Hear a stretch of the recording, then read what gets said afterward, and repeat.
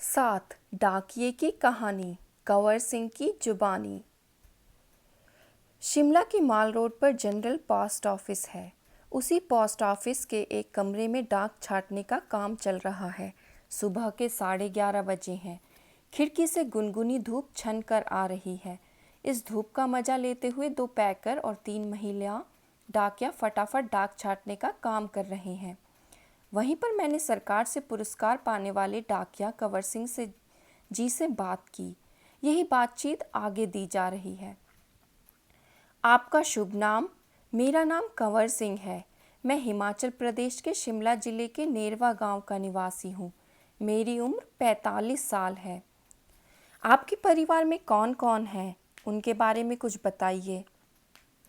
मेरे 4 बच्चे हैं, 3 लड़कियां और 1 लड़का। 2 लड़कियों की शादी हो चुकी है।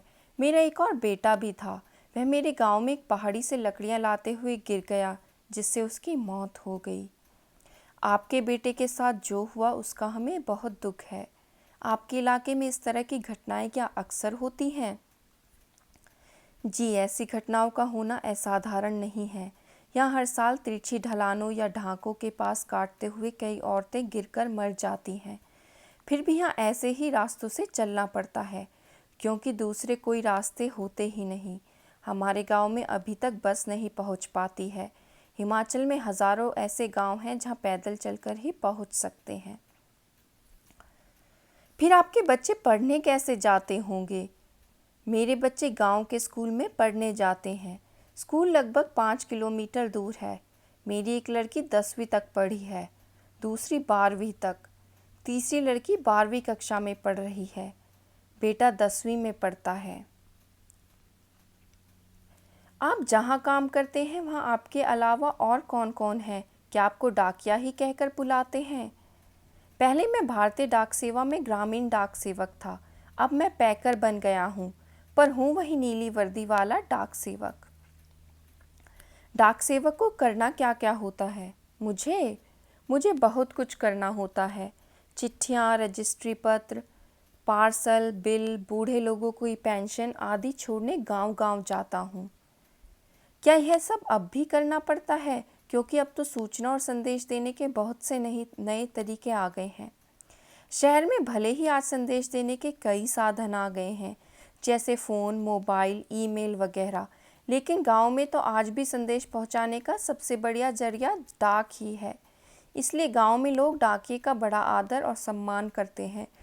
अपनी चिट्ठी पाने के लिए डाकिये का इंतज़ार करते हैं। हमने सुना है कि हमारी डाक सेवा दुनिया की सबसे बड़ी डाक सेवा है। यह भला कैसे? सुना तो आपने बिल्कुल ठीक है।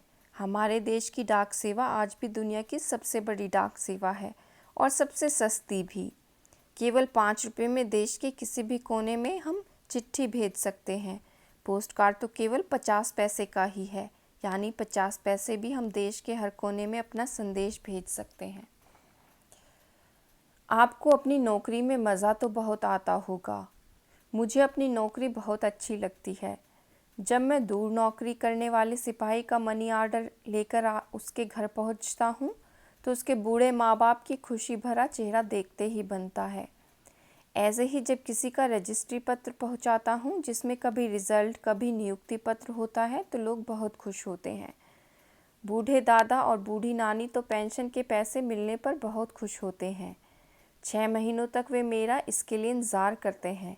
हिमाचल में बूढ़े लोगों को पेंशन हर 6 महीनों के बाद इकट्ठी दी जाती है। आप क्या शुरू से इसी डाकघर में काम कर रहे हैं? शुरू में तो मैंने लाहौल स्पीति जिले के किब्बर गांव में 3 साल तक नौकरी की है। यह हिमाचल का सबसे ऊंचा गांव है। इसके बाद 5 साल तक इसी जिले के काजा में और 5 साल तक किन्नौर जिले में नौकरी की है। उस वक्त इन गांव में टेलीफोन नहीं थे। बसें भी सिर्फ मुख्यालयों तक जा ही जाती थी। अभी भी कई ऐसे गांव हैं जहां ना तो बस जाती है और ना ही वह टेलीफोन है। ऐसी जगह में ग्रामीण डाक सेवक को बहुत मान किया जाता है। आप पहाड़ी इलाके में रहते हैं, जाहिर है डाक पहुंचाना आसान काम तो नहीं होगा। हाँ, मुश्किलें तो आती ही हैं। जब मैं किन्नौर जिले के मुख्यालय रिकांगपिओ में नौकरी करता था, तो सब सुबह 6 बजे मेरी ड्यूटी शुरू हो जाती थी। मैं 6 बजे सुबह शिमला जाने वाली बस में डाक का बोरा रखता था और रात को 8 बजे शिमला में आने वाली बस से डाक का बोरा उतारता था। पैकर को ये सब काम करने पड़ते हैं। किन्नौर और लाहौल स्पीति हिमाचल प्रदेश के बहुत ठंडे तथा ऊंचे ज़िले हैं। इन ज़िलों में अप्रैल महीने में भी बर्फ़बारी हो जाती है। बर्फ़ में चलते हुए पैरों को ठंड से बचाना पड़ता है, वरना स्नो बाइट हो जाते हैं, जिससे पैर नीले पड़ जाते हैं और उनमें गैंग्रीन हो जाती है, जिससे उंगलियां झड़ सकती हैं।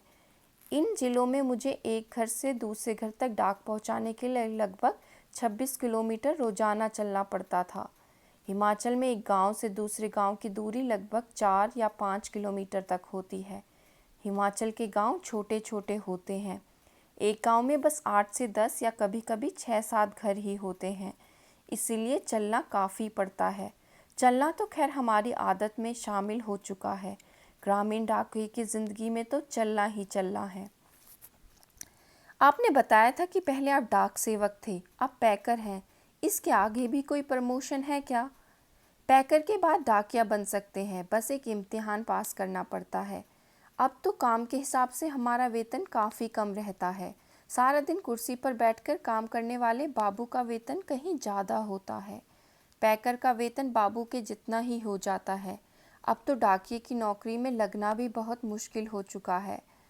हम में से जितने डाकिये रिटायर हो चुके हैं, उनकी जगह नए डाकियों को नहीं रखा जा सकता।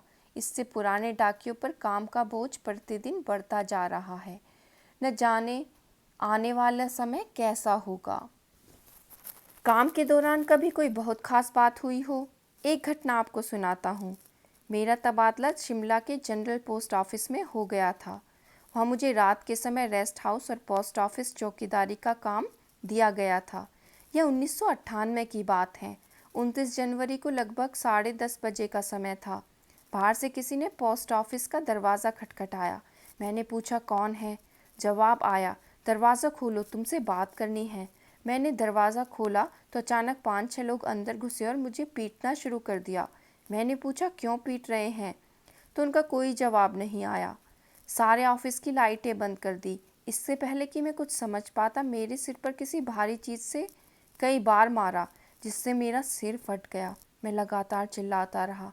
उसके बाद मैं बेहोश हो गया और मुझे कुछ भी पता न चला।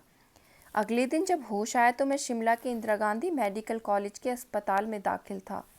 सिर में भयंकर दर्द हो रहा था। उन दिनों मेरा 17 साल का बेटा मेरे साथ ही रहता था। उसे पता चला कि मेरे चिल्लाने की आवाज़ सुनकर लड़का और ऑफिस के दूसरे लोग जो नज़दीक ही रहते थे, दरवाजे का शीशा तोड़कर अंदर आए और मुझे अस्पताल पहुंचाया। मेरे सिर पर कई टांके लगे थे। उसकी वजह से आज भी मेरी आँख से दिखाई नहीं देता। सरकार ने मुझे जान पर खेलकर डाक की चीज़ें बचाने के लिए बेस्ट पोस्टमैन का इनाम दिया। यह इनाम 2004 में मिला। इस इनाम में 500 रुपये और प्रशस्ति पत्र दिया जाता है। मैं और मेरे परिवार बहुत खुश हुए। आज भी मैं गर्व से कहता हूँ, मैं बेस्ट पोस्टमैन हूँ। प्रतिमा शर्मा।